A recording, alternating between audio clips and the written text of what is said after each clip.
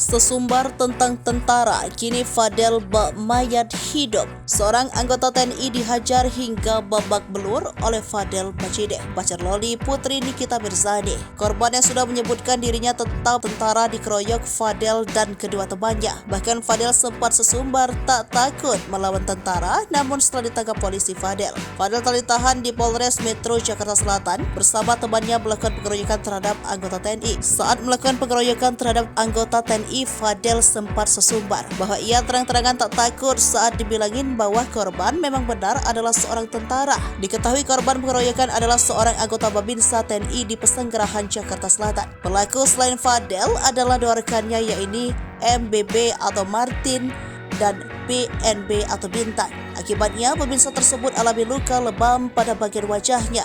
Fadel bersama dua tersangka lainnya tertunduk lesu usai diciduk polisi atas kasus pengeroyokan terhadap anggota TNI di Pesanggerahan bernama Alex Edison. Pada Senin 16 Oktober 2023, raut wajahnya bak mayat hidup. Padahal saat melakukan pengeroyokan, Fadel bersama Martin dan Bintang tak takut. Meski Alex telah menjelaskan dirinya merupakan Babinsa Kecamatan Pesanggerahan. Peristiwa pengeroyokan terhadap Babinsa Alex Edison itu terjadi pada Kamis 12 Oktober 2023. Alex Edison tengah mengendarai sepeda motor di kawasan Pesanggerahan Jakarta Selatan. Kemudian Alex berpapasan dengan satu pelaku bernama Martin. Saat itu Alex menegur Martin lantaran mengendarai sepeda motor secara ugal-ugalan. Tak terima ditegur, Martin pun menghubungi pelaku lainnya, Fadel dan Bintang, untuk mendatangi lokasi. Atas pengeroyokan yang dilakukan, 3 pelaku dijerat pasal 170 KUHP dengan ancaman hukuman maksimal 5 tahun penjara.